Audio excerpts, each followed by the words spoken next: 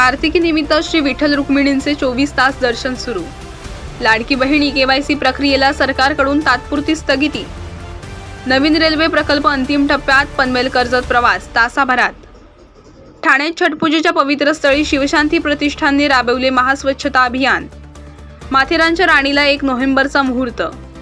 कल्याण शहरात पोलिसांचे operation all out, बुरटे चोर, मद्यपी, समाजकंटकांसह 350 जणांवर कारवाई। शहापूरची कन्या सुजाता मडकेची इस्रोमध्ये शास्त्रज्ञ निवड। मुरबाड पोलिसांच्या वतीने बस स्थानकात सायबर जनजागृती मोहीम। अलिबाग येथे झालेल्या जिल्हास्तरीय कराटे स्पर्धेत वैदेहीने प्रथम क्रमांकासह सुवर्णपदक पटकावले।